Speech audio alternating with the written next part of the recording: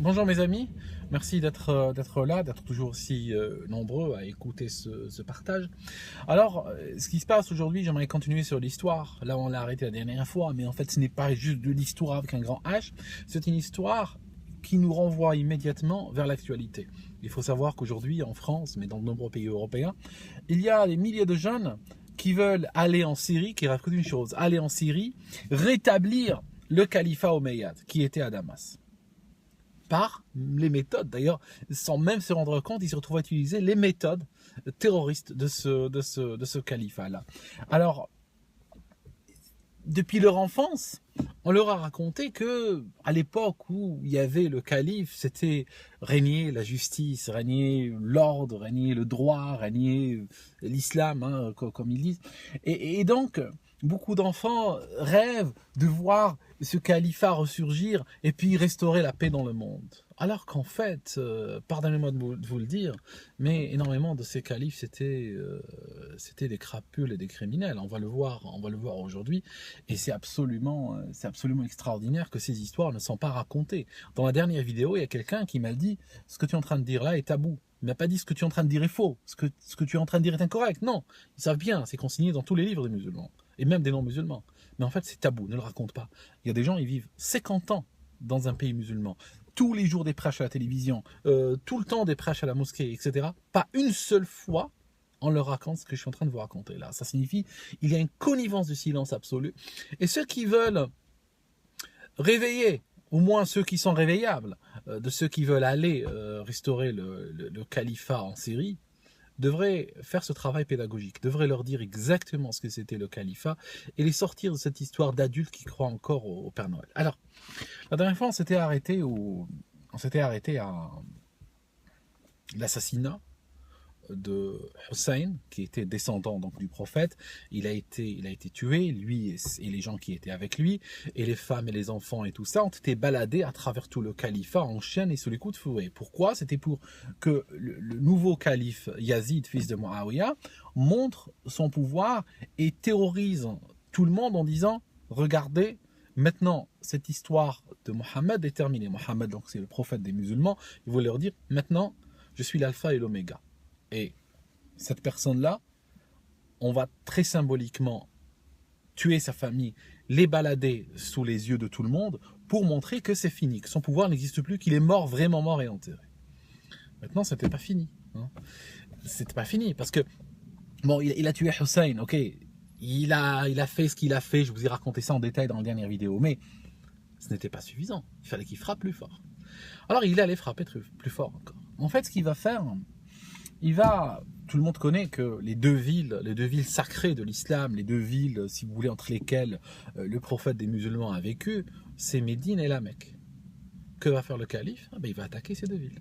Il va envoyer son armée attaquer ces deux villes. Donc la première année, il tue la famille du prophète, et à la deuxième année de son califat, il va envoyer l'armée attaquer Médine. La troisième année, il attaque la Mecque.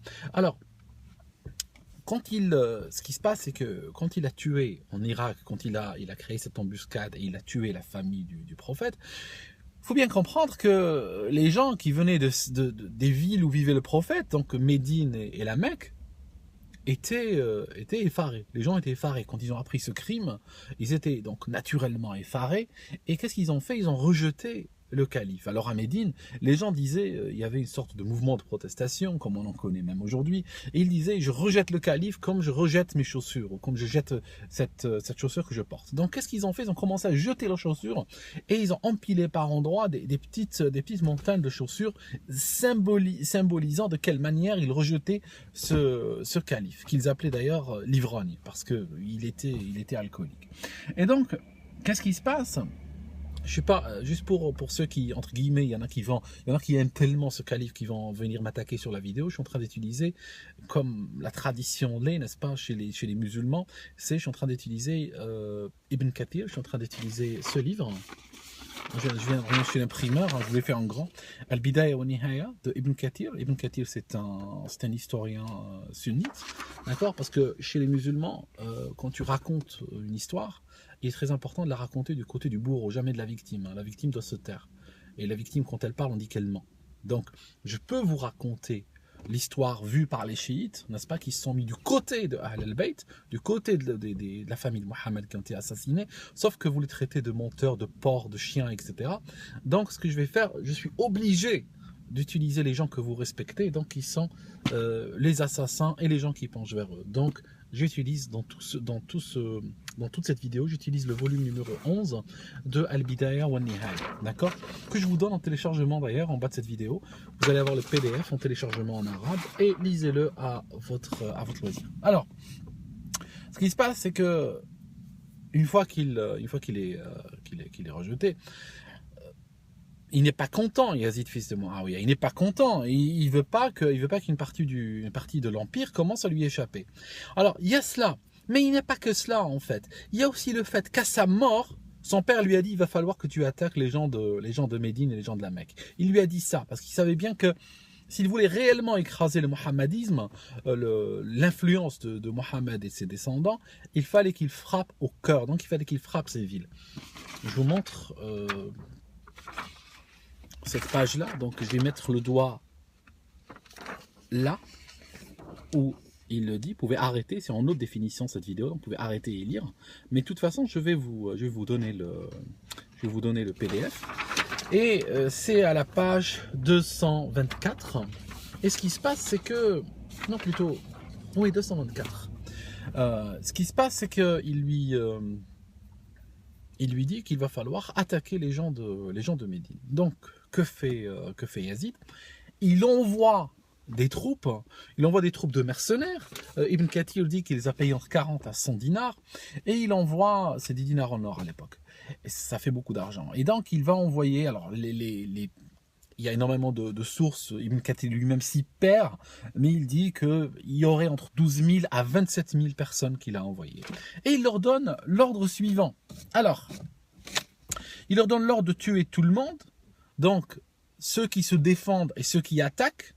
Donc ils vont à Médine. Et il leur dit, de cette population, tuez tout le monde, ceux qui attaquent et ceux qui se défendent. Égorgez les blessés et pillez la ville pendant 3 jours.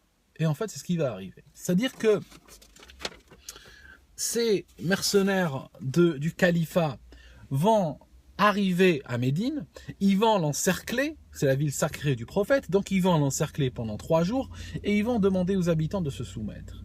Comme les habitants ne veulent pas se soumettre, ben, qu'est-ce qui se passe? Ils vont envahir la ville. Et en fait, pendant 3 jours, ils vont piller la ville, ils vont tuer des gens, ils vont massacrer, ça va être des milliers de personnes, de ceux qui avaient connu, côtoyé, soutenu le prophète, sont sommairement exécutés. Et ce qui se passe, c'est que Ibn Kathir nous raconte un truc très intéressant. J'ai essayé de vous le trouver dans ma documentation. Voilà, je l'ai. Donc là, c'est très intéressant parce qu'il dit, je vous le montre ici parce que sinon il y en a qui vont pas me croire, parce que tellement on leur a pas raconté ça qu'ils vont croire que je suis en train de débloquer, que je suis en train d'inventer. Donc ils ont besoin de le toucher, de le voir, de le visualiser. Vous arrêtez, ceux qui lisent l'arabe, vous arrêtez la vidéo et vous lisez exactement à mon doigt, au niveau de mon doigt, d'accord? Pour les autres, je vais traduire. Et en fait, il dit que après cette attaque sur Médine, donc, 1000 femmes ont enfanté des enfants sans mariage. Vous comprenez ce que ça veut dire? Ça veut dire qu'en fait, ils ont violé les femmes de manière massive, ils ont violé les femmes de Médine, et après cette attaque-là, donc on imagine 9 mois, 8 mois après cette attaque, il y a eu un bon millier de femmes qui ont accouché d'enfants nés de ces viols-là. Alors, sachant qu'une femme ne va pas mécaniquement et automatiquement concevoir un enfant par le fait simple qu'elle a été violée, il y a des femmes qui vont peut-être pas être à la bonne période de leur cycle pour de toute façon tomber enceinte. Donc vous imaginez que rien que celles qui ont été violées, qui étaient à la bonne période pour tomber enceinte, dans la bonne fenêtre, il y en avait 1000. Donc je vous laisse imaginer combien ont été violées. Probablement plusieurs milliers, d'accord, pour atteindre les 1000 enfants nés de viol de la Mecque. Donc ça c'est Ça, c'est le califat. Et bien sûr, la ville a été pillée pendant 3 jours. Ce livre, Al-Bidaya wa Nihaya, je vous montre un des tomes. Il ressemble à peu près à ça. Hein. Vous pouvez le trouver dans votre mosquée, dans les centres islamiques, dans les librairies, bibliothèques. Quand il y a beaucoup de tomes, ça ressemble à ça, n'est-ce pas? D'accord? Souvent, quand vous le regardez du côté, vous allez voir ça, parce qu'il est construit de beaucoup de tomes.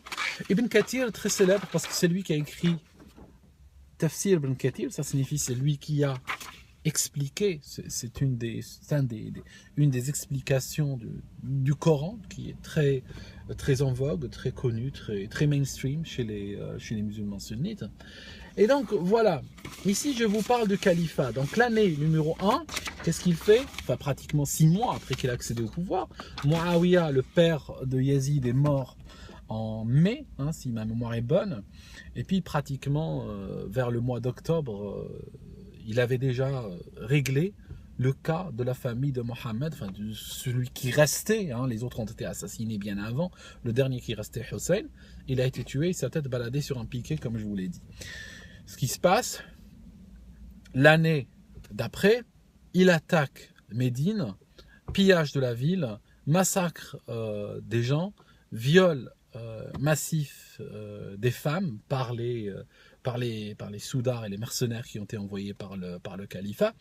Et l'année d'après, et ça fera probablement l'objet de la prochaine vidéo, l'année d'après, ils vont donc attaquer la Mecque. Et ils vont brûler la Kaaba. Vous savez, ce cube noir autour duquel les gens tournent, qui a toujours été préservé, même dans l'ère pré-islamique, même lorsqu'un animal était chassé, il se cachait là-dedans, on ne le touchait pas. Eh ben, dans cette Kaaba a été mise à feu par le califat dit islamique. Donc, ce qui se passe, c'est qu'aujourd'hui, bien sûr, l'Arabie Saoudite, pour revenir à la géostratégie, l'Arabie Saoudite voit la reproduction, puis ils connaissent bien l'histoire, voit la reproduction de ce genre de choses, d'accord? Connaît l'histoire et savent que l'histoire se répète très souvent dans les pays arabo-musulmans. Donc, ils ont commencé à construire une sorte de mur à leur frontière nord pour justement éviter qu'ISIS ne leur arrive dessus. Parce que tôt ou tard, c'est ce qui va se passer. Ils aimeraient bien reproduire cette histoire. Tôt ou tard, ils aimeraient bien attaquer Médine, la mettre à sac, violer ses femmes, tuer les gens et tout ça. Et après, ils iront attaquer la Mecque, etc. Selon le procédé qui a été déjà réalisé dans l'histoire. Donc voilà, qu'est-ce que je vais vous dire en conclusion? Qu'est-ce que vous voulez que je vous raconte en conclusion? Je ne sais pas. Je pense que si tu es musulman, tu n'as jamais entendu ces histoires, je t'invite réellement à commencer à chercher. Parce que aujourd'hui, avec l'ère d'Internet, je pense que la parole se libère et tu accèdes à des choses peut-être que tu n'avais pas l'habitude d'entendre avant. Fais tes recherches parce qu'il faut savoir qu'on t'a menti. Hein, on t'a menti à toi, on a menti à tes parents, on a menti à tes grands-parents. Et on vous a mené en bateau. Donc voilà, c'est pour ça qu'aujourd'hui, les pays arabo-musulmans sont écrasés par la corruption, sont écrasés par des moustachus exactement du type de Omeyyades, n'est-ce pas? Parce que c'est de leur tradition dont se réclament aujourd'hui les dirigeants arabo-musulmans, parce que c'est ce qu'ils ont fait, les Omeyyades. Ils ont réussi à créer une religion qui est parfaite pour le dirigeant. Une religion qui justifie l'écrasement du peuple par le dirigeant. Donc c'est pour ça que les dirigeants arabo-musulmans aujourd'hui n'ont aucun intérêt à venir vous casser le mythe du califat, parce qu'ils profitent eux-mêmes de ce mythe et de ses principes et de ses idéaux pour rester au pouvoir. Vous comprenez? Donc vous voyez bien pourquoi toute cette galère dans les pays musulmans, toute cette question qu'énormément de gens se posent, ils disent pourquoi nous choisissons l'islam, pourquoi nous essayons d'être sur une voie divine, alors que on dirait que nous sommes des pays maudits.